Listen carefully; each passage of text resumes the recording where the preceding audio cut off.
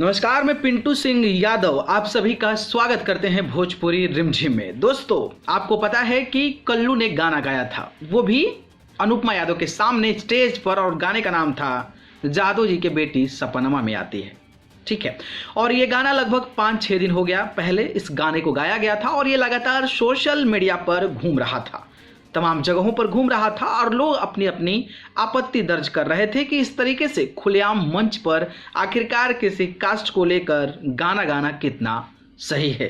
हालांकि कल्लू विवाद में नहीं रहता है, लेकिन इस तरीके की मानसिकता ये दिखाता है कि आपकी सोच क्या है, आप कितना ज़्यादा इंटेलिजेंट हैं और आप समाज के प्रति कितनी ज़्यादा गहरी संवेदना रखते हैं, ये खुद जाहिर कर देता है जब मन से आप इस प्रकार की चीज़ें साझा करते हैं। और फ्लो हो या फिर कुछ भी हो, जब आप ऐसे गा देते हो तो आपका खामियाजा जो है वो भुगतना पड़ना लाजमी है। मंच पर बोला कि जादव जी की बेटी सपनमा में आती है और इसको लेकर जब विवाद मामला धीरे धीरे गंभीर रूप में अवतार लिया तो कल एक वीडियो साझा कर माफ़ी मांग लिया गया। तो क्या माफ़ी मांगना एक सत्यता है? क्या माफ़ी मांगकर आप उन चीज़ों से पीछे हटना चाहते हैं, या फिर आपकी जो मेंटलिटी है, जो मानसिकता है, जो जो जो नीच सोच को दर्शाती है, वो कितना हद तक सही है? इसको लेकर भले ही माफ़ी मांग ली गई हो, लेकिन सवाल अभी भी उठते नजर आ रहे हैं और सवाल उठना लाजमी भी है। और सवाल इसलिए भी उठ रहे हैं क्योंकि कुछ तुच्छ सोच के लोग हैं। जब खेसारी लाल यादव चाची के बाची सपनमा में आती है जब गाए थे गाना, और वो एक्सप्लेन कर रहे थे कि भाई कोई हीरोइन है, कोई किसी को आंटी बोलते हैं, उसकी पत्नी, उसकी बेटी जो है मुझे सपने में आती है, तो इस प्रकार की चीज़ें जब बोल दी जाती है तो लोगों को आपत्ति हुई थी। ठीक है, आपत्ति हुई लोगों को, और लोगों के विचारों के साथ चलना भी चाहिए। लोगों को आपत्ति है तो उस विचारों पर अपनी सहमति भी दर्ज करानी चाहिए, चाहे वो आप पीएम हो, सीएम हो, या फिर आप कितने बड़े सुपरस्टार भी हो। शायद उस चीज़ को माना गया और खेसारी लाल यादव के इस गाने को साइलेंट कर दिया गया, यानी कि इस गाने को ब्लॉक कर दिया गया और ये गाना वहीं पर शांत कर दिया गया। बात जब कमरे में बंद खेसारी लाल यादव औकात दिखाने की बात करने लगे तो कई सारे लोग जो हैं, जो नीच मानसिकता के लोग हैं, वो लोग आके कानून की पाठ पढ़ाने लगे। तो कई लोग ये कहने लगे कि बनारस में देख लेंगे। इस प्रकार की सोच और जो स्टेज से खुलेआम लकीर खींच दे रहा है, उसकी जब बात हो रही थी तो भोजपुरी के जब सुपरस्टार ने आकर अपनी लाइव आकर प्रतिक्रिया दी और वीडियो जब वायरल हुआ तो भोजपुरी के कहे जाने वाले सुपरस्टार लोग आकर खेसारी लाल यादव के विरोध में उतर गए। खेसारी लाल यादव को लताड़ते नजर आए, चाहे वो गुंजन सिंह हो, चाहे पवन सिंह हो, चाहे रितेश पांडे हो। तमाम लोगों की नाम मैं खुलेआम तौर पर लेता हूं क्योंकि इन्होंने बोला था, लेकिन पवन सिंह ने जो लकीर खींचने वाली बात कही थी उस पर एक प्रतिक्रिया भी नहीं दिया।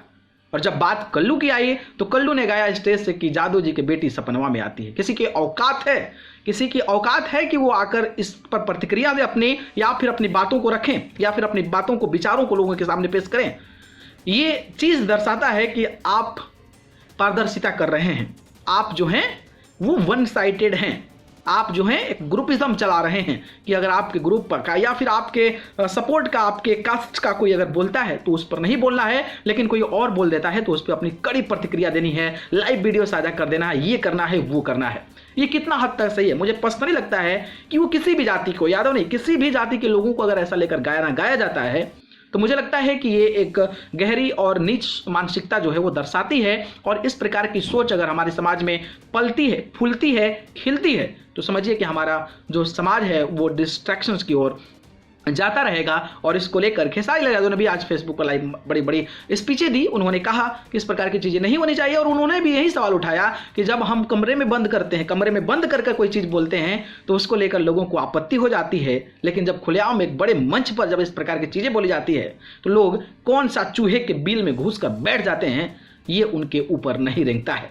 और इसमें कितनी सच्चाई है और क्या है क्या नहीं है, ये आप इतने इंटेलिजेंट तो हैं, मुझे लगता है कि मेरी ऑडियंस जो है इतनी इंटेलिजेंट है कि वो जो इंटेलेक्चुअली जो एक रिलीजियस के तौर पर सोचती है उसको कहीं ना कहीं वो इम्प्लीमेंट भी करती है, और उसको ये बखूबी समझ में आता है कि कौन किसको किसको कब, कौन केस में किसको कब जो है ये लगातार चीज़ें बोली जाती है।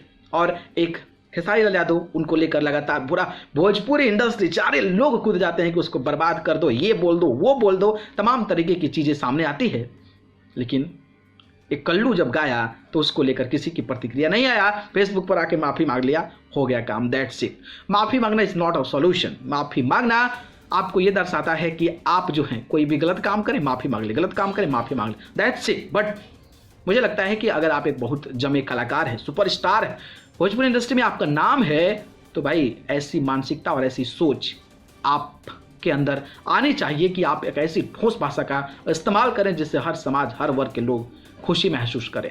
और जब आप इस प्रकार के जादव जी को लेकर गाना गाते हैं तो ये पूरी की पूरी रिस्पॉन्सिबिलिटी आपकी होती है। मुझे लगता है कि इसका जवाब लोगों ने खूब दिया है और दे भी रहे हैं, और देना भी चाहिए, लेकिन जो लोग नहीं दे रहे हैं उसको आप लोग दीजिए कमेंट बॉक्स में आकर। ठीक है, धन्यवाद।